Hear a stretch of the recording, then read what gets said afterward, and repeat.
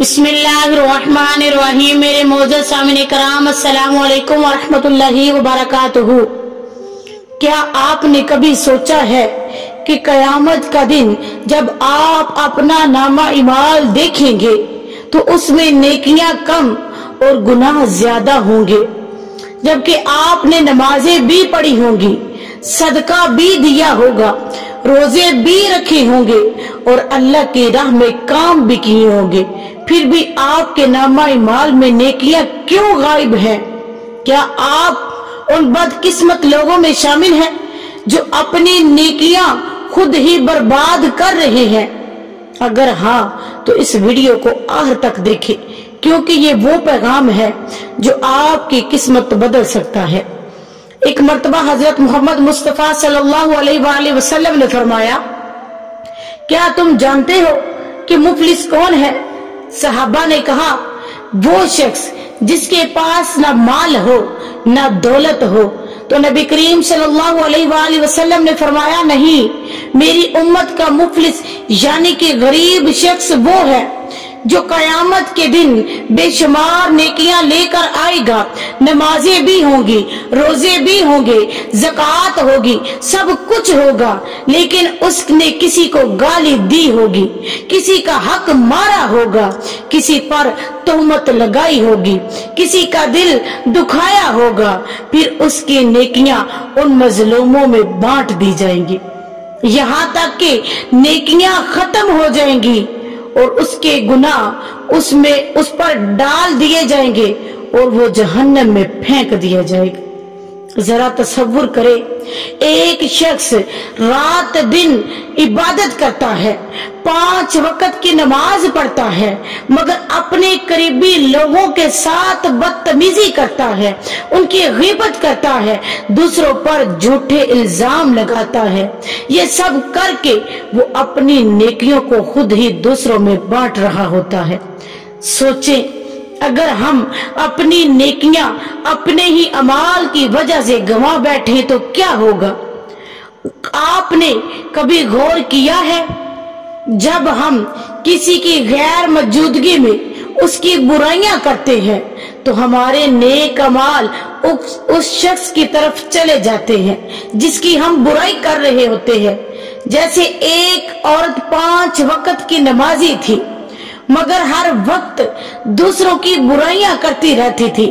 कयामत के दिन उसकी नेकियां उन लोगों में तकसीम कर दी जाएंगी जिनकी वो बुराइयां करती थी। अगर हम किसी का मजाक उड़ाते हैं, किसी के जज्बात को मजरूह करते हैं, तो ये भी हमारी नेकियों को कमजोर करता है। मिसाल के तौर पर एक शख्स ने अपनी नौकरी पर एक साथी को बार बार बेइज्जत किया, उसे एहसास नहीं था कि वो उसका हक मार रहा है। रोजे महशर वही शख्स उसकी नेकियां लेकर चला जाएगा। इबादत करना मगर दिखावे के लिए, ये एक बहुत बड़ी गलती है। जिसे कोई शख्स लोगों के सामने बहुत सदका देता है, मस्जिद में सबके सामने बड़ी बड़ी दुआएं करता है, मगर असल में उसका मकसद सिर्फ शोहरत पाना होता है, कयामत के दिन उसकी नेकियां जाया हो जाएंगी। एक मर्तबा हजरत आयशा सदीका रजी अल्लाह ताला अन्हा ने नबी करीम सल्लल्लाहु अलैहि वसल्लम के सामने किसी औरत के बारे में कहा, ये तो छोटे कद वाली है। तो नबी करीम सल्लल्लाहु अलैहि वसल्लम ने फौरन फरमाया कि ए आयशा, तुमने ये ऐसी बात कह दी कि अगर इसे समंदर में डाल दिया जाए तो वो इसे भी गंदा कर दे। जरा गौर करें, सिर्फ एक छोटा सा जुमला मजाक में कहा हुआ एक लफ्ज गिबत के ज़म्मे में आता है। अगर हमारे नेक अमाल बर्बाद कर सकता है। हजरत साद बिन अबी वकास का एक खादम था जो उन पर झूठा इल्जाम लगाकर उनके खिलाफ गवाही देने चला गया। हजरत साद ने फरमाया, ऐ अल्लाह, अगर ये शख्स झूठ बोलता है तो इस पर अभी अजाब भेज के लोगों के लिए निशाने इबरत बंद कर दिखा। कुछ वही कुछ दिनों के बाद वो शख्स सख्त बीमारी में मुब्तला हुआ और दर्दनाक अंजाम से दो चार हुआ। ये वाकया हमें सिखाता है किसी पर झूठा इल्जाम लगाना न सिर्फ गुनाह है बल्कि नेकियों को ज़ाया होने का सबब भी बन सकता है। तो मेरे प्यारे भाइयों और मेरी इस्लामी बहनों, अभी वक्त है, अपने अमाल पर गौर करें, अपनी जबान को काबू में रखें, दूसरों का दिल मत दुखाएं, किसी पर तोहमत ना लगाएं, अपने दिल को हसद और बुग़्ज़ और कीने से पाक करें, क्योंकि ये वो चीजें हैं जो हमारी नेकियां चाट कर हमारे खाली हाथ कर देती हैं।